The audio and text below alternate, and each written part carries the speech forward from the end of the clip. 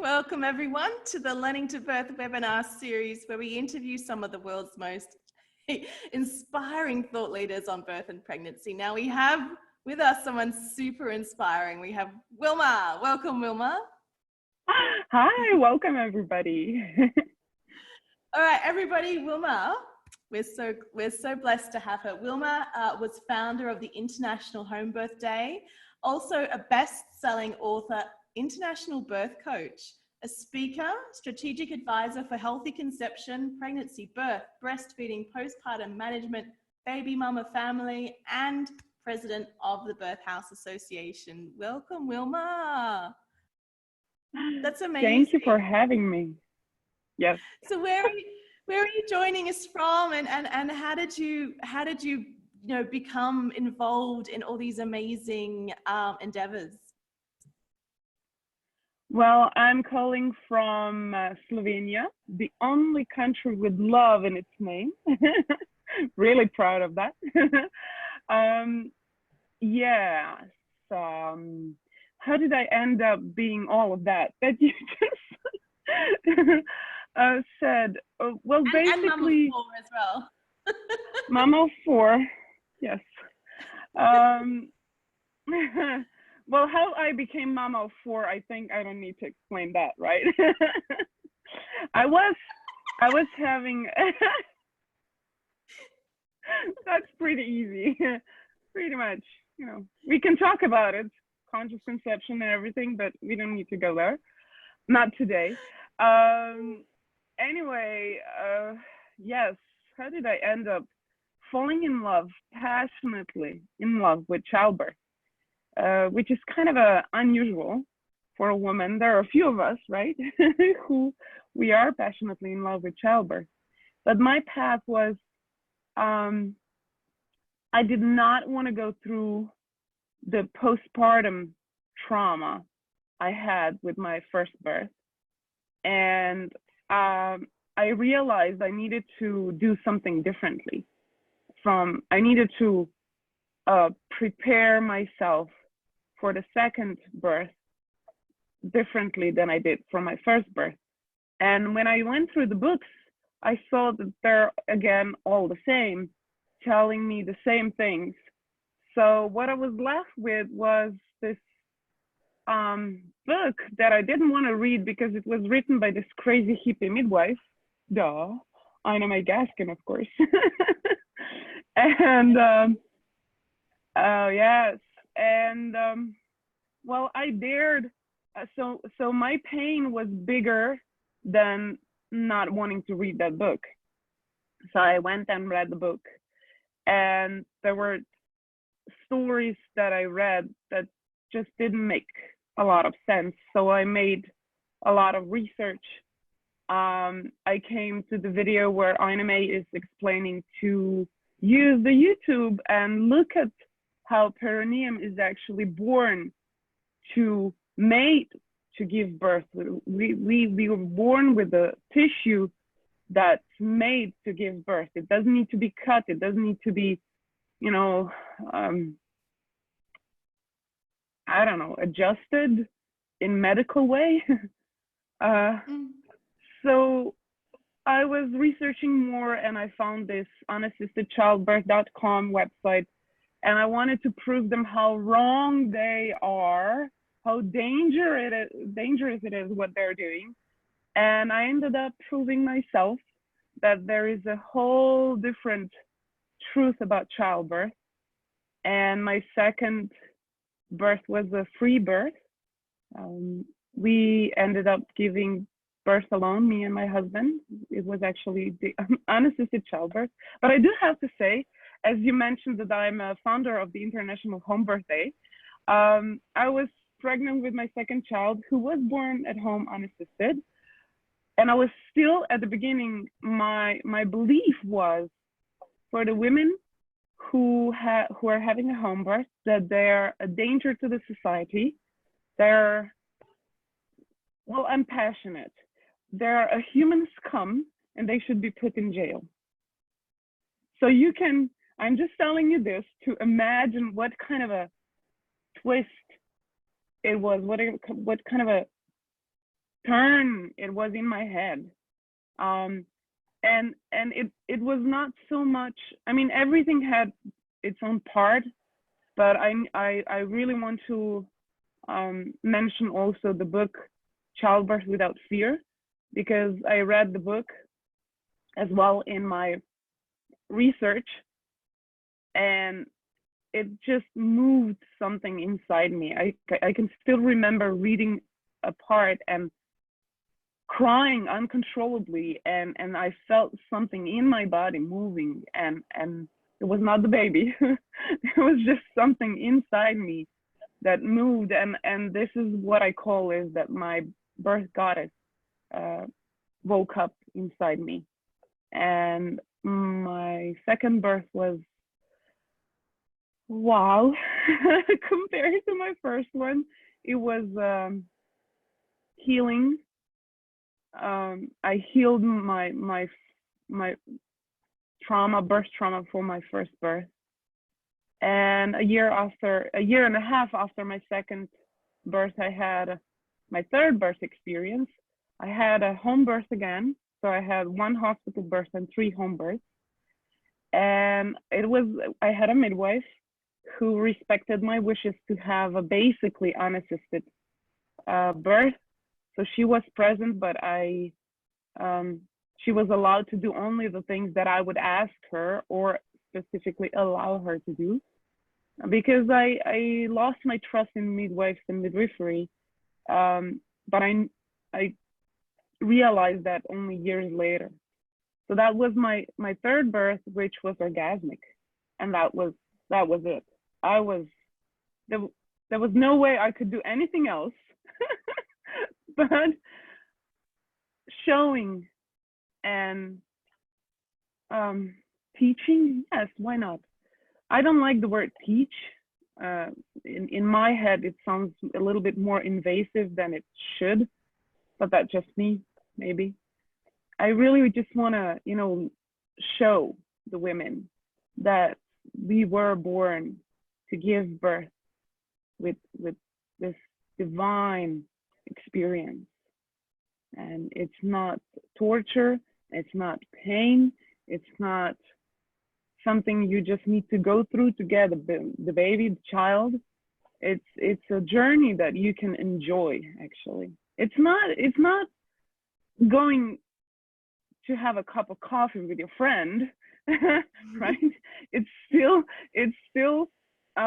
something that we do need to get prepared for, especially in our mind, and yes, also with our body. But I'm one of those who believe that 90% of birth is in our head. So and I have 4 different birth experiences myself. So experiences from how I know how it feels and what I was thinking and what was happening in my body. And then I have a few as a doula, and I know I can see transitions that mothers have when you just invite them to go somewhere else in their head, to go from as I know Deborah has, from pain to power, she's calling it, and you can see how her body relaxes.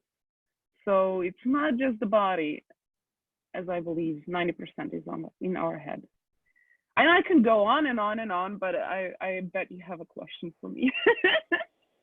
My question was, and forgive me if I haven't heard it wrong, but your third birth was ecstatic. Was your fourth birth ecstatic as well? Well,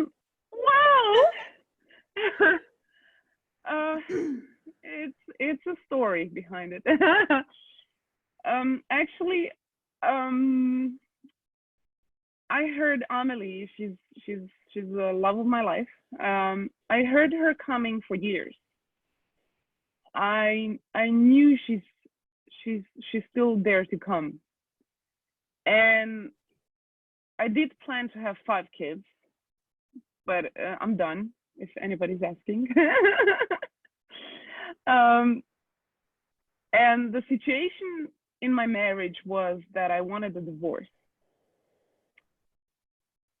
And I remember talking to my husband, and it was not a nice place we were in. And I remember being half naked and telling myself, what am I doing? And in my head, I went like, it's like one last final time to say goodbye in this way as well. And here comes Amelie. It was not such a big surprise because I did ask the universe to give me a very clear sign that I will not be able to interpret in any other way, to give me a clear sign if I should stay with my husband or go. So we're still married because I understood this as a clear sign that we should stay together.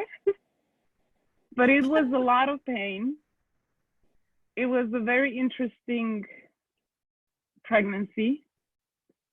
I needed to deal with a lot of grief. Yes, it was, if you're asking yourself, it was a question about infidelity. And it was a very interesting birth because it was one of my most painful births. And the funny thing is, it's online. I had this amazing woman documented on video and photos. And I posted it online, and people tell me, oh my God, it's so beautiful, it's so amazing. They always cry. And I go like, yep, it's the most painful birth I had. And they can't believe me. But it's the truth, because I was really afraid to let go. I was afraid I would become verbally abusive to my husband. I would become even physically abusive to my husband at that point. And I wanted to stay in control. And that staying in control is the last thing we want when we give birth. Oh yeah. Oh yeah. And so those who know what I'm talking about, they know what I'm talking about. And for those who don't know, just let it go if you can do it. But my situation was, I really consciously choose not to let go as much as I can. So my last birth was actually most interesting, intensive, but yeah, there were a few yummy moments. The midwife was laughing really hard because during the contraction and right after the contraction, I went like, oh, yum, yum, yum. Literally. And she was laughing really hard because there are not a lot of women who do that when they're having a contraction. So that's a really helpful story, and I actually appreciate how open you've been going there, because that's not an easy place to go to. Obviously, a lot of us mums, we do birth under different circumstances, with partners, without partners. Obviously, you know, it's the journey that we each take is so different, and I totally feel you, and I know how hard it is to come full circle and speak about those things. So thank you so much for sharing that. You know, you spoke about waking up that inner goddess, the birth goddess inside, and I've experienced that, and it's certainly life-changing to go from being mere human to woken goddess. Do you want to speak about what it might be like to wake up that inner goddess, how a mum could do it, or maybe how even you help mums to do it? Okay. Well, what I've heard women say is when they're at my workshop, for now it's only in Slovenia live, I have weekend intensive preparations for fast and easy birth. And this is where a lot of women tell me that they just got this transformation, and I could see it also in their eyes, in their posture, in their physiological body posture. You could see it. They just shine, and they stand differently. They feel their belly differently. Yes, the difference is I would describe it. You feel this femininity inside yourself deeper and more softer and more fearful and more it's deeper and wider. It just feels all of the space you have. You don't just realize you're a woman, you feel it. And you feel the connection with your baby, and you feel and you understand that the pregnancy is already the journey to childbirth. It's not just I need to get ready for childbirth, and it has nothing to do with what I do in pregnancy. But you can feel it, that it's already, the journey is already here. Your labor already started.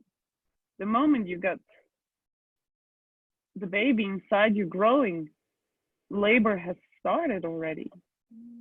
And I go even further. I say it started when we were born, because this is our first experience with childbirth. And then how we were taught to look at the babies, how we were taught about childbirth, how we were taught about women. This is all already the journey. And yes, we can change all that. It's you know, changing the mindset, the belief. It's not easy. I'm not saying it's easy, but it's simple. It's very simple. So if you believe that it's true, now you know all about or let's say the only way you can give birth, let's be concrete. Let's say the only way you can give birth is if the doctor's there and he gives you a lot of medication, and he does this and this and this.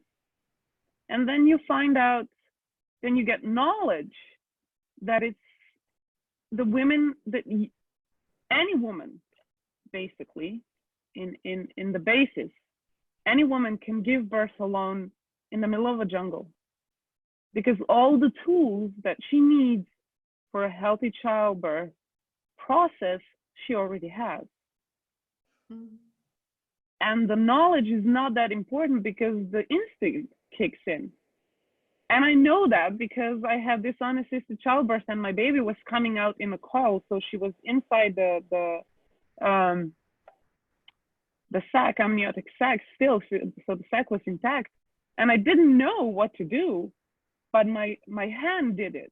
So I just, you know, popped the sac and I took the baby out, and I felt like, how did I know what to do? I didn't. My instinct, my body knew. I didn't have to think about it. And I do believe that that's given to us. And when I talk to a lot of very loving and amazing midwives, and I love how they compare. I'm one of those humans who I don't believe that we are so much more than animals. I mean, animals haven't done so much pain on this earth as humans did. I don't want to go there now. But, and I especially love it how they say how cats, for example, right? They give birth and they know how to do it. For any kind of animal, they didn't have to go to 5 different childbirth classes and coaches and I don't know who else. They just give birth and they know how to do it. And that's why I believe that we also know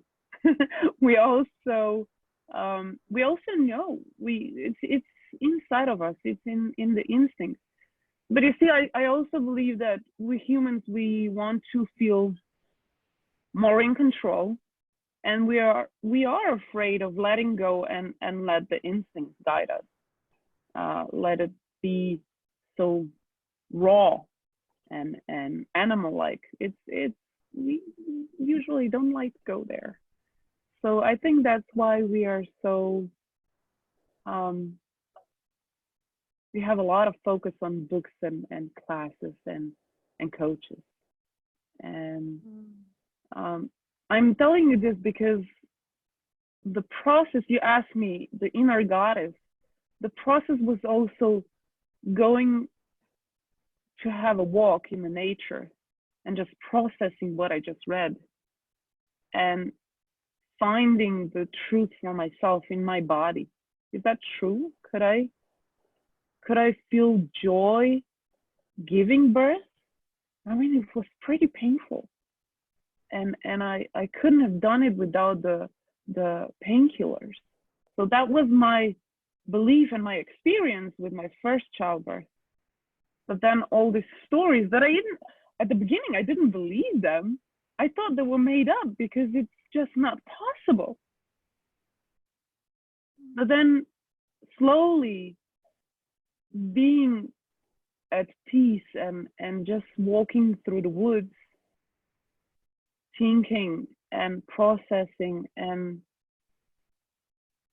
getting the words together from one book and another book, and then there are two different authors and they're talking about the same thing, and then I saw a video and I read the story online and they're talking about the same thing, and this could not be a coincidence anymore. They could not have such a strong conspiracy, you know? Mm-hmm. And it takes time. It takes time. And I believe that that's really important, to take time and don't demand from yourself too much too fast. I mean, we do have about 8-7 months to be, you know, maybe we need a month or two to know that we are pregnant and to realize that we are pregnant, and now we have to get ready for birth. So somewhere around there. But still, let's say only half a year is a lot of time to gain knowledge and then process it and let it sink in and allow this feelings to come out, because the birth goddess is not so much in the head. She's in the she's in feelings. She's feeling. She's the one who's, you know, enjoying life and giving life, and she's just passion and love and yes, even hate. You know, what is hate? Hate is something we don't want to feel. No, it's a feeling. It's passionate feeling. Feel it. Otherwise, it's gonna, you know, go too deep, and then one day it could burst out in rage, and that's something we cannot control, right? Anger we can control. It's still controllable. You know, I'm so angry right now. Yes, okay. So, you know, rage is something we cannot control. So, yeah. I told you I can talk about it on and on and on. But it's beautiful because what you've just said is really beautiful. Like waking that goddess, it's like we're so used to being in our heads, and with birth, we need to be in our bodies and our feelings. And you don't birth through your brain. Well, not really. You know, it's birth for some people is that very first time in their lives, maybe that brain, the neocortical kind of judgmental side of our brain actually shuts up for long enough that who we are inside, you know, that animal goddess. It's so interesting that, you know, what is the goddess inside of us? It's earth. It's our animal connection to earth and earth spirit. And it rises through us in those minutes or those hours. and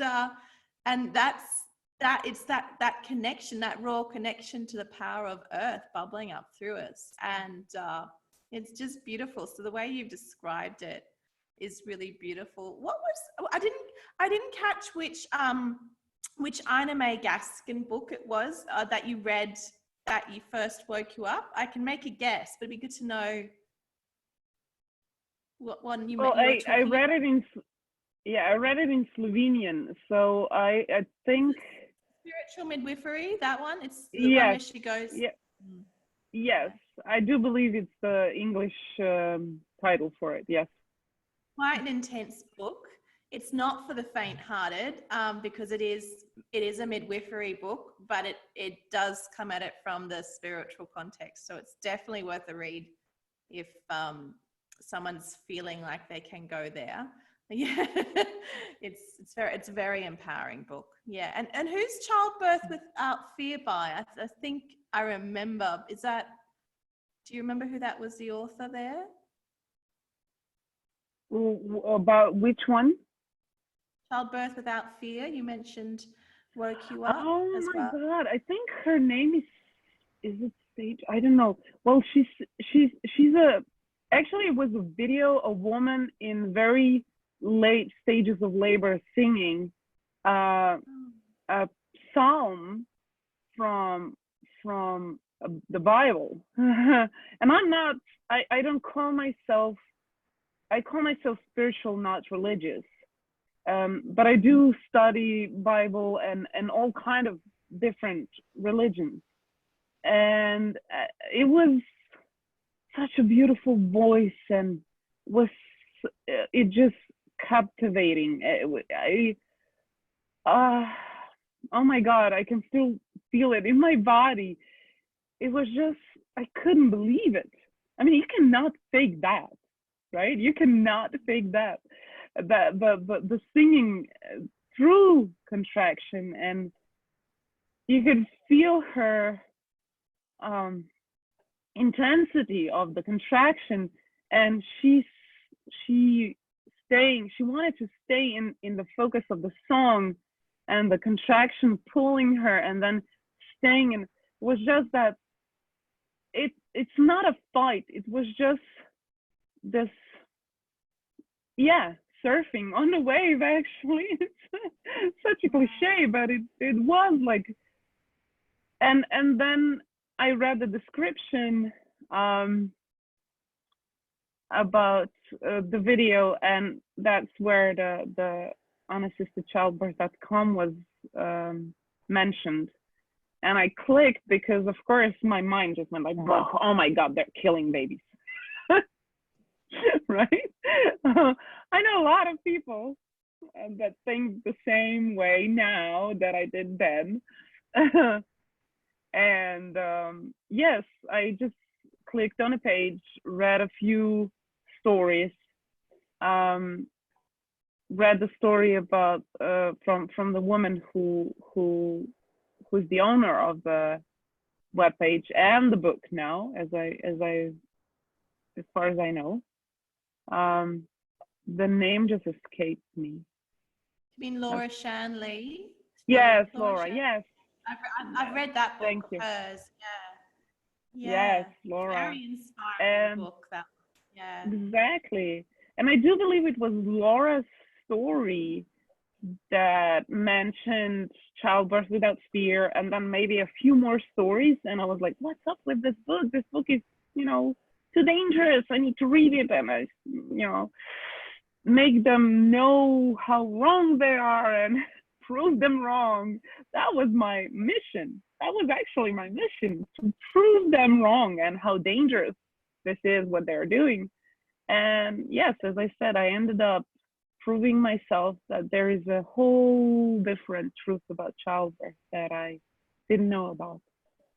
And I felt pain.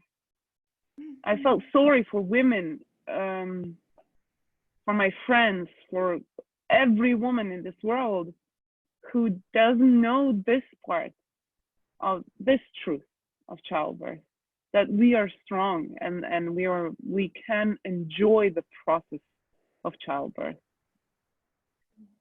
Yeah. That is the truth. Yeah. An International HomeBirth Day, how did that start up, and what happens with that? Well,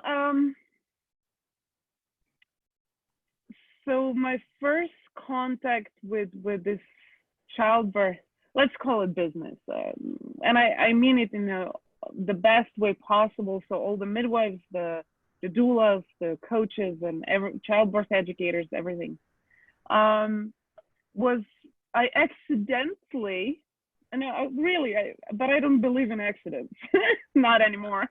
With my 40s, I'm done with believing in accidents. So I saw this commercial for Donna International Doulas in Slovenia. Who wants to sign in? Come in. So of course I signed in. It was none other than Deborah Pascal Benaro, and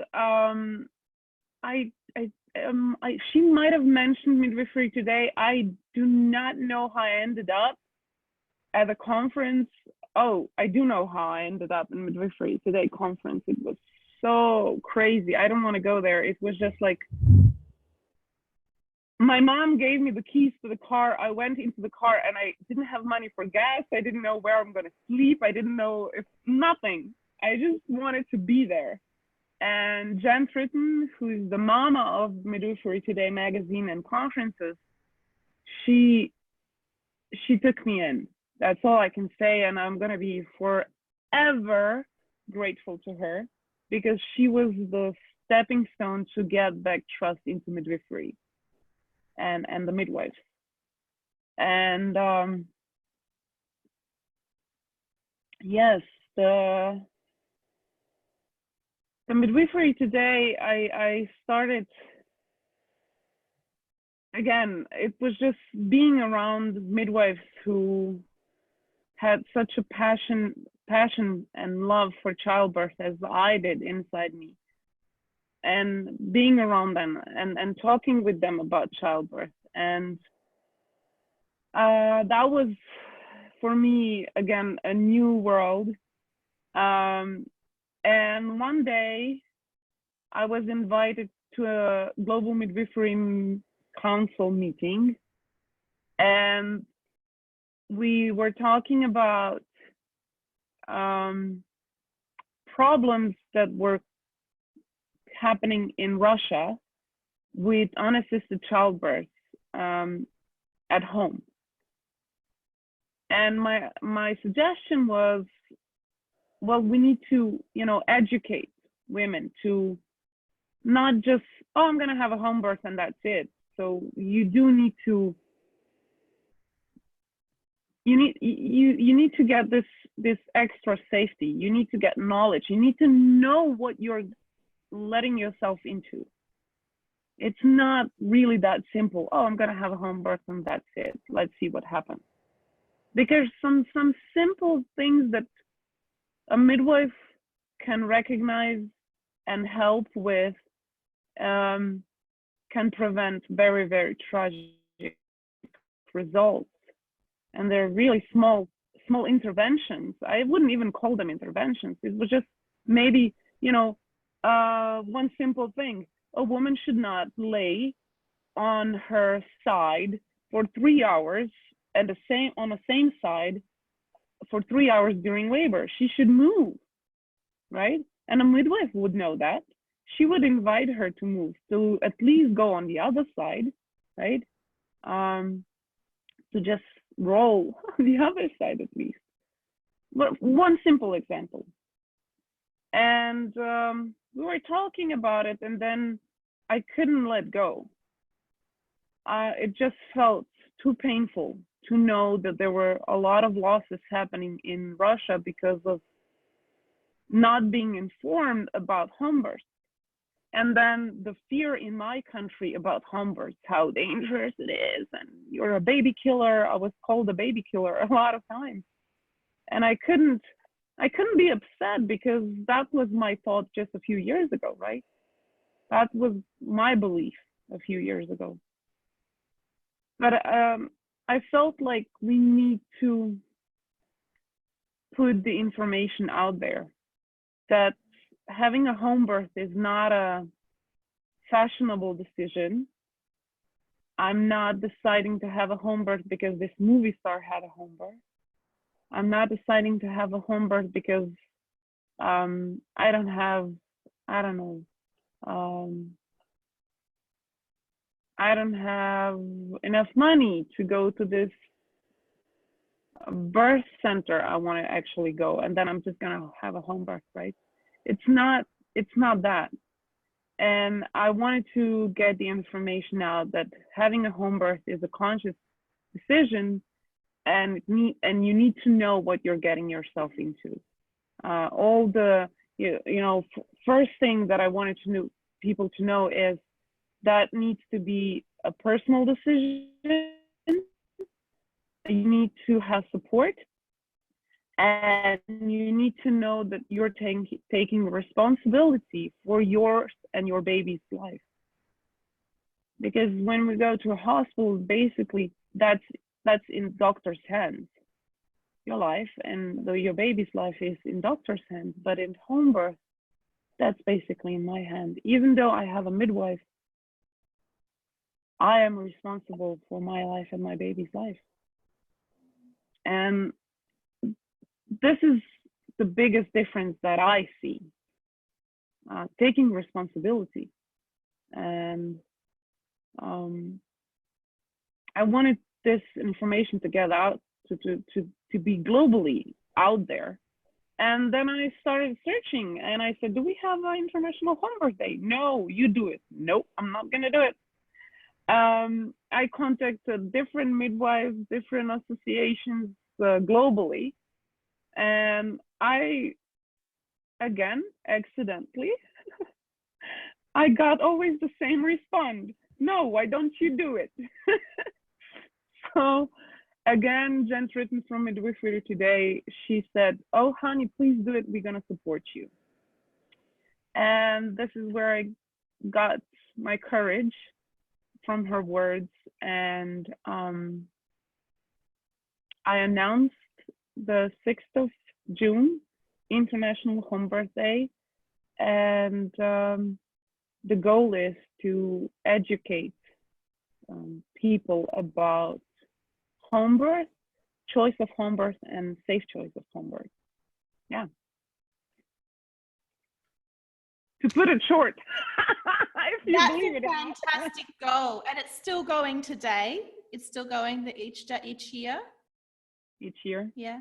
Yeah. Fantastic. Yes. And is it what's the date that we should expect it to be on each year? Is it the same day or does it change? It's like we didn't plan it, but it ended up being 6th of June, and as you know, the midwifery day is 5th of May, so 5566. And we really didn't plan it. It was just all of a sudden, oh my god. So yes, 6th of June. So everybody year out there that's born on the 6th of June is actually born on home birthday. That's fantastic. Yeah. Look, if the mum was contemplating a free birth, I mean, you're a birth strategist. What would you advise her to do? Because I mean, it's a total new leap to take responsibility for yourself. For my second birth, I did plan a free birth. I didn't end up having one because I trusted my body. My body told me that I needed something else, and I trusted it. But the plan was free birth. So if someone else out there is thinking free birth, what's that? Is it for me? What would you suggest to them? Well, the first thing is I would go into why not? So what are the cons?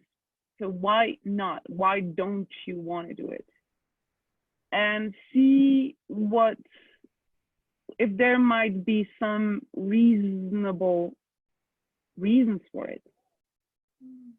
For example, a lot of women call me and say, I really want a home birth, but my husband is not it's not supporting me. And that's a huge, huge reason not to do it. I was attending enough home births to know that this is a very huge factor, because a lot of almost in all of the cases, when a husband kind of gave in, so it was not supportive, but it was like, okay, whatever. A lot of them, almost all of them, ended up in transfer to a hospital. A lot of those home births ended up in a hospital anyway. So I'm not saying don't do it. So you still have a chance, right?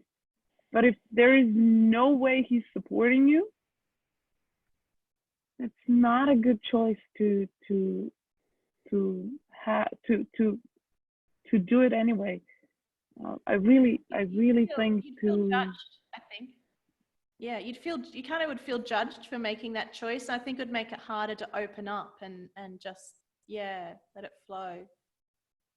Yeah, it's not. Excuse me, I'm receiving a call. Okay, it's not a good start. I mean, it's always very this sign was like, oh my god, this is so painful, because it is. I'm feeling a lot of pain when I feel the woman. I feel her goddess is awake and she really wants to spread and, you know, enjoy labor, and of course the easiest way to do it is at home, for a lot of reasons. But if you start parenthood from this moment on being in conflict, it's not a good start. And I do believe that finding a nice solution, finding a peaceful solution is the best way. Let me just, I'll try to be as short as possible. So I decided to have a home birth with my second birth, right? So my first home birth. And my husband was not having it.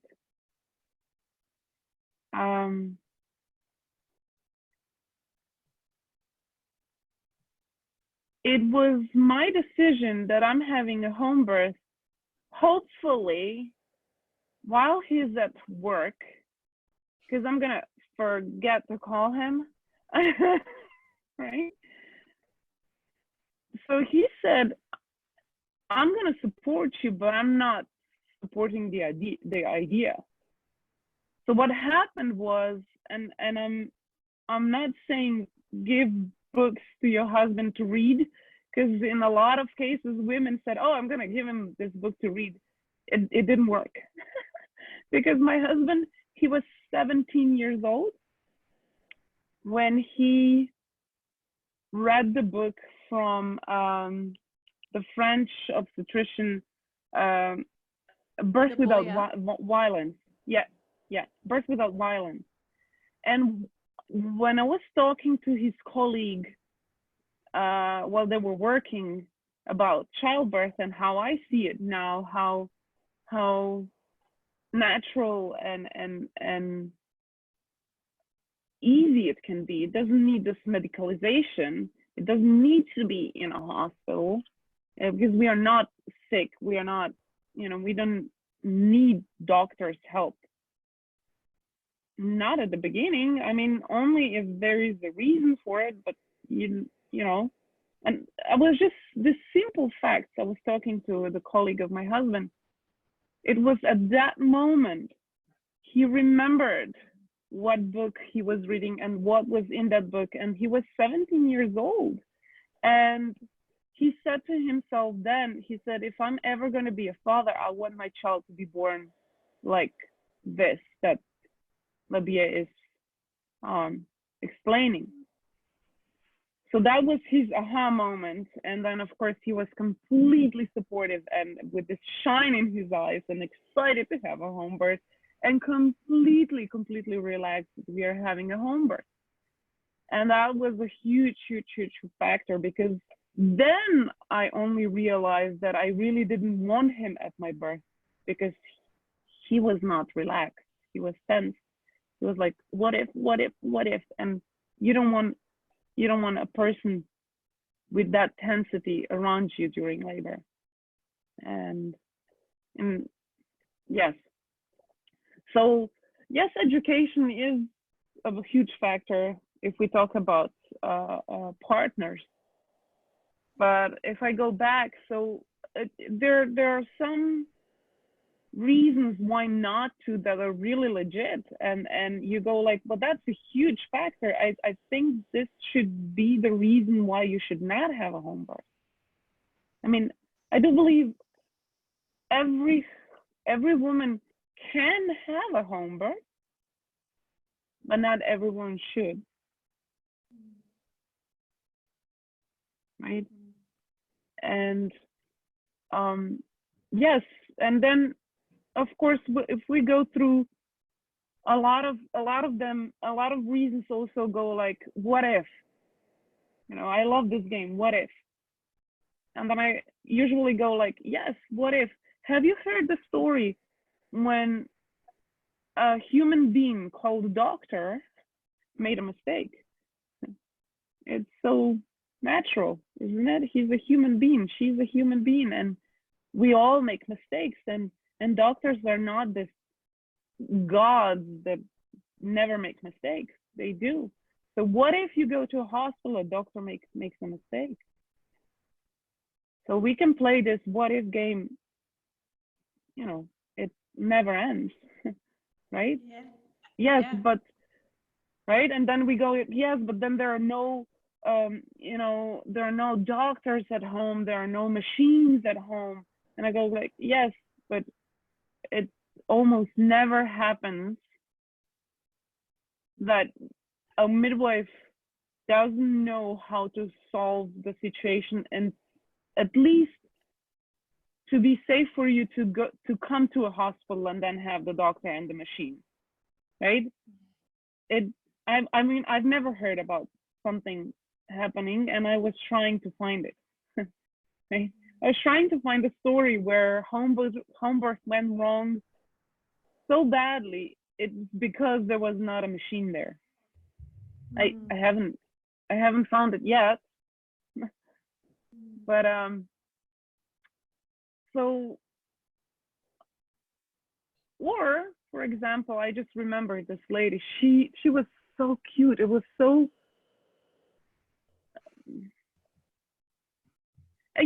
the only way I can describe it is cute, because she was so struggling inside herself. She so wanted a home birth, but was so afraid of it. And this is where I say we need time. It just needs to wait in. You just need time. What information do you need to decide? What knowledge do you need to understand the fear you're having, and then see what happens? Where are you gonna go, right? Are you gonna go a little bit more towards home birth because the fear is gonna relax a little bit, or are you gonna go more into the fear and say, I'm gonna feel much more relaxed in a hospital? Good, go to a hospital, because the relaxation is the key word. Yeah, it sure is. It sure is. Yes. Where do women who want to read your book or work with you, how do they find you, Willma? Oh my God, this is yes, on a web page that's coming. Yeah, yeah. Okay. What's the name of my book? Yeah. Is it in English? I have two books that are not in English yet, but there is a book coming out in English now, and next two books that I'm already working on are also in English, and there is one coming out which I'm a co-author. There are a few amazing women, inspiring women, and this book is coming out. We're talking with the publisher now. So yes, I'm coming out. I do have one product in English already, and it's oracle cards, messages from birth goddesses. Yes, that's something already in English. But yeah, I have a book, basically 10 steps to successful breastfeeding in Slovene, and a birth plan with Willma also in Slovene. And there is a plan to translate them, but first these 2 to 3 books are going to come out in English, and yeah, I can talk about the first book. It's basically about affirmations, and affirmations for women, and affirmations for conception, pregnancy, childbirth, breastfeeding, and mama. I love affirmations. I love birth affirmations. Absolutely love them. Is there somewhere that people can follow you on Instagram or Facebook or anything, or how do they connect with you? Yes, Willma Birth. That's it. Even the website, when it's going to be finally published, it's going to be willmabirth.com.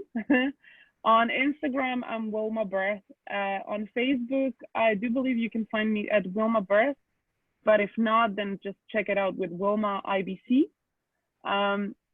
But it is like W, so and double L. That's usually with Willma, they just put 1 L. But I'm Will of the Mother. So if you remember, Will of the Mother is double L. So that's it, yes. What a crazy name. That's really crazy powerful. Love it. Look, thank you for being with us, Willma. I guess before we go, I love oracle cards. I used them all through my second birth, a set that I was given, specifically pregnancy oracle cards. And in fact, I still used it probably for 2 or 3 years afterwards. Do you want to? And the beautiful thing about oracle cards is that we're always told when we're becoming birthing mamas, oh, connect to your intuition, connect. It's like, how do you do that? What is that? And oracle cards are kind of like almost a beautiful way of doing that. Do you want to tell us what inspired you to create them and what the power of oracle cards are for birthing mamas? Oh my God.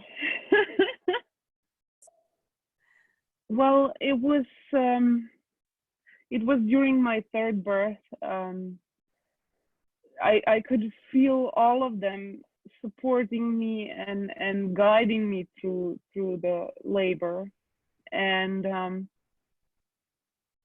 after I had this calling to write a book, and I didn't want to write a book because I'm really bad at writing and I'm not an author and I'm not going to do it. And then I got this calling from birth goddesses and telling me, well, that's actually not a book. So you're doing just an oracle card, and it's really simple, and you're basically not going to be an author. And so I got this excuse to become an author, actually, because when I was done, all of the goddesses came and congratulated me and said, see, you are an author. So that was my breakthrough to becoming an author and changing lives, because I get so much feedback with my books that, yeah, a lot of good is happening because of them. And it's a good feeling. And not just with the books, also with the oracle cards. The funny thing was, I was fighting, really fighting. I didn't want to, I thought it was crazy. It was, too esoteric, too witchy, too strange, what are gonna people think? And this is just, I don't want to. But then one afternoon, and I know it's so crazy, but it was done in one afternoon. I just sat down at a computer and it was done. I don't remember what was happening around me because I was in a different place. I was in the homeland of birth goddesses, and I was just, downloading the messages, and I made a few. It was not done. Of course, editing was still needed, and a few changes were needed. But then I found this amazing woman, Simona. She's also an intuitional artist, And I explained to her how I see the goddesses, and I asked the goddesses to inform her, to guide her, to express the image of them. And the first goddess that I got that she painted was the goddess of waters, and I cried. I cried, and I knew that she's the one. She's the one who's gonna paint all of the goddesses, and it was just they're just amazing, and they can still make me cry. And I love how they ended up having a message and an affirmation. And I love the stories that come in, how it made a huge difference during pregnancy and during labor. And I'm just happy they're out there. And I really do believe that I was just a tool, right? I do believe that I was just someone who gave the message from birth goddesses to the world. It's not, they're not my messages. It's theirs. I was just someone who heard the calling and finally did something about it. That's an absolutely beautiful story, Willma. I'm so inspired, and I can't actually wait I want to see these oracle cards now. I want to see them. It just sounds so beautiful. I think that the beauty of your story, right? And how you say the goddesses chose you. It's like, this can happen to anyone. It's not because we're special. It's not because we did anything different. It's just that we did something completely normal. And that was just connect to our birthing nature as humans, as real humans on this planet, Yeah. Thank you so much for being with us, Willma. Thank you so much for having me. I was so excited to be here and share. Basically, that's what I feel is my purpose, life purpose, to give that, to share that, to change one more life in a good way, to make one more birth more beautiful, more divine, one more birth experience being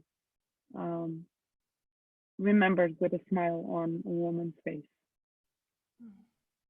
Well, I think that you've totally inspired me, and I think you've taken this whole birth webinar series to a completely different level, and which is waking up our inner divine. And thank you, Willma. Thank you everyone for listening. We'll chuck some links down to Willma's upcoming website and everything in below, and follow Willma. Where do we follow you again? It was Willma Birth. Willma's Birth? Willma Birth. Yeah. Willma Birth. Follow Willma at Willma Birth, and you can follow the Learning to Birth webinar series at Learn to Birth, Instagram and Facebook. All right. Bye, everyone. Bye.